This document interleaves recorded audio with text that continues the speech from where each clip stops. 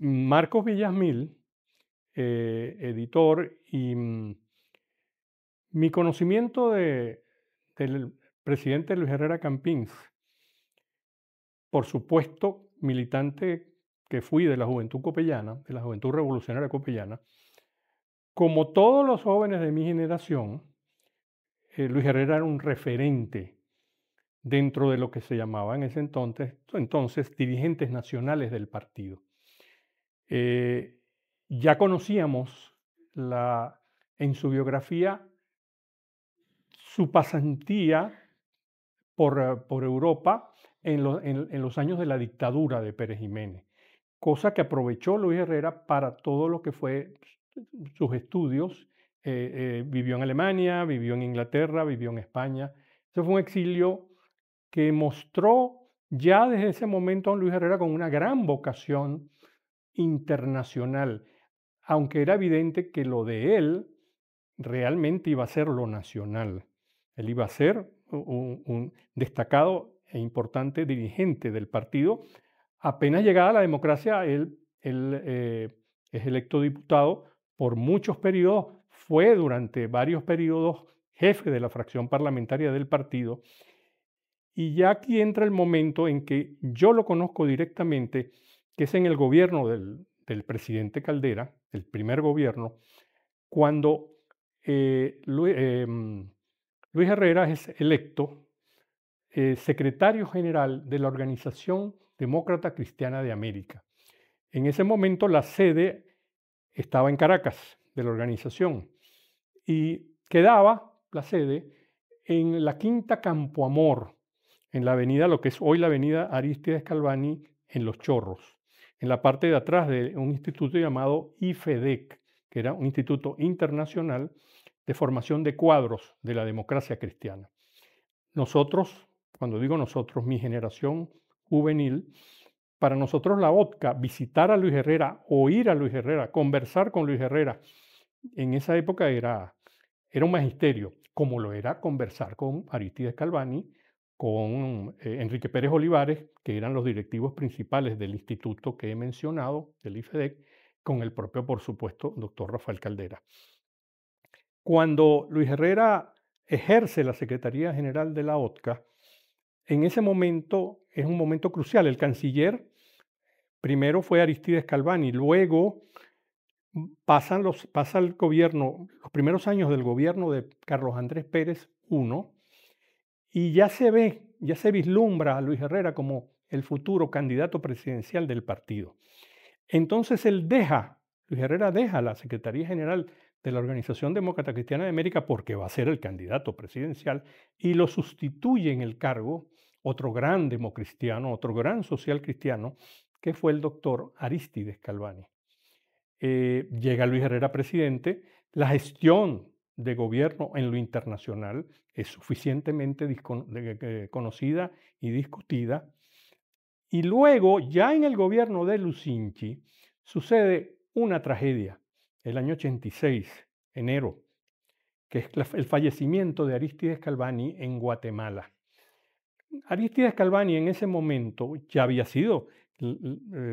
sustituido a Luis Herrera en la Secretaría General de la OTCA y había sido un gran canciller venezolano con el presidente Caldera, y estaba previsto que él fuera el nuevo secretario general de la democracia cristiana a nivel mundial, a nivel internacional, la Internacional Demócrata Cristiana.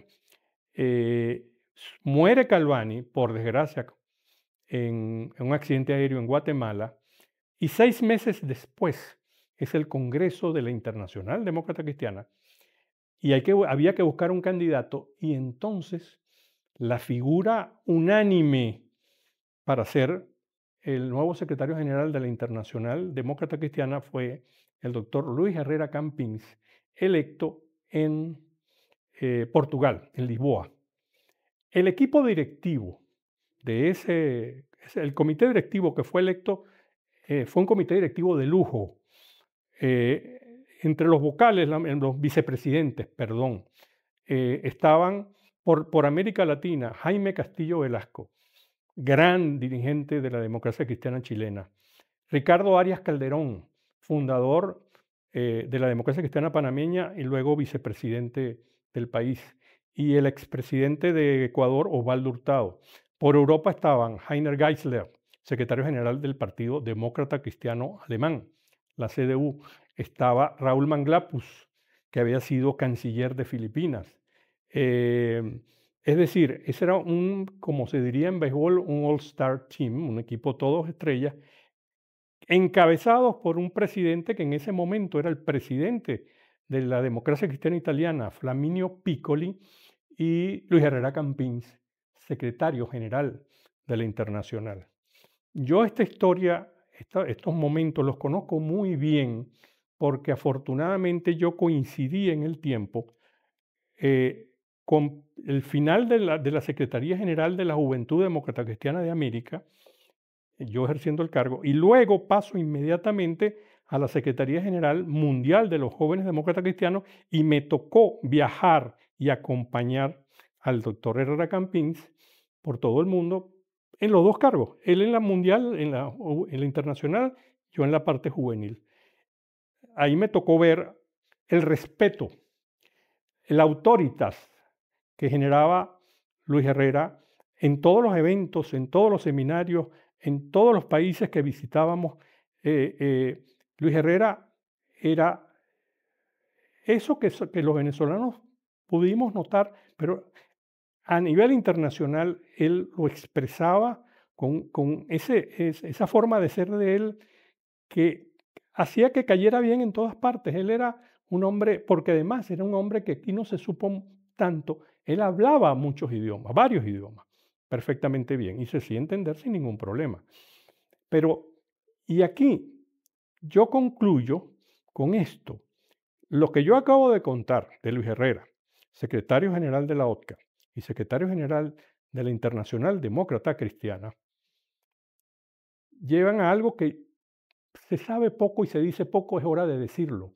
Luis Herrera Campins es el único ser humano, venezolano, latinoamericano, como se quiera, el único en la historia que ocupó esos dos cargos, secretario general de la Organización Demócrata Cristiana de América y luego secretario general de la Internacional Demócrata Cristiana, de la Unión Mundial de Partidos Demócratas Cristianos. Y en los dos cargos dejó y generó un respeto y una admiración que todavía se recuerda con cariño y con profunda admiración la actuación de Luis Herrera en lo internacional, no como presidente, sino como dirigente de la democracia cristiana mundial. Entonces, mira, esta anécdota es la siguiente. Siendo él secretario de la Internacional Demócrata Cristiana, él pasaba mucho más tiempo aquí que en Bruselas, que es la sede mundial. Y él aquí hacía muchas reuniones, convocaba mucho al equipo internacional de COPEI. Y un sábado nos convoca y nos dice, mire, vénganse para mi casa ahí en Santa Eduvigi, un sábado a las 11 de la mañana. Yo tengo, según mis amigos, algunos amigos, tengo un terrible defecto, que es que soy puntual. En este país eso no cae bien nunca. Entonces yo llego a las 11 en punto.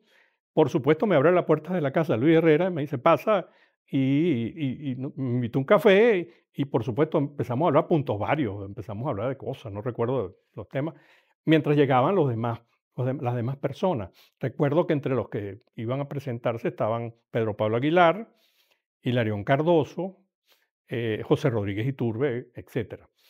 Entonces, en esa conversación, sin ningún tema en específico, a mí se me ocurre hacerle esta pregunta a Luis Herrera. Presidente, ¿usted no ha pensado en escribir sus memorias? Él me mira, sonríe con esa sonrisa, semisonrisa llanera, me mira, piensa unos segundos y dice, mira Marco, los latinoamericanos y sobre todo los venezolanos no somos británicos. Aquí esa costumbre británica de escribir memorias, de mandar a hacer biografías, de autobiografías, eso aquí no es muy común. Fíjate que los británicos tienen hasta Churchill, que no solamente fue el gran líder demócrata del siglo XX, sino que además vivía de escribir historia, y a tal punto que ganó el Premio Nobel de Literatura. Entonces, nosotros no somos británicos. Y además hay una conseja, Hay una costumbre, algo que se dice, que es que en Venezuela el que el político que anuncia que va a escribir sus memorias está como dando un mensaje de que se va a retirar. Y yo te voy a confesar algo, Marco. Este, mientras haya salud, todo político venezolano va a estar en el dugout, usó esta metáfora beisbolera, está en el dugout con el bate al hombro, esperando si lo llaman, aunque sea para patear una vez más. Así que el político venezolano no se retira, por lo tanto no escribe sus memorias. Eso, por supuesto, yo me quedé callado, no le podía responder porque era injusticia. Esa es una de las muchas anécdotas con el presidente Herrera. Yo soy de una generación que admiró mucho a esa generación que no era la fundadora del partido. Cuando se funda COPEI, él años después aparece como dirigente juvenil, de los primeros dirigentes juveniles que tuvo el partido. Él, esa fue una generación, de las cosas que más me impactaba, y que nos enseñaban, porque insistían mucho en ello, es la formación, es estudiar, leer historia, leer, y generó entre nosotros, mi generación, esa competencia de saber más de historia, de saber más de historia patria, de que no nos agarraran fuera de base a la hora de hablar de la guerra civil, de la guerra federal, de la dictadura de Pérez Jiménez, ¿no? De estar bien informados, y luego la formación ideológica, de leer a los autores demócrata cristiano, social cristiano, Jacques Maritain, Emmanuel Mounier, Romano Guardini, etcétera.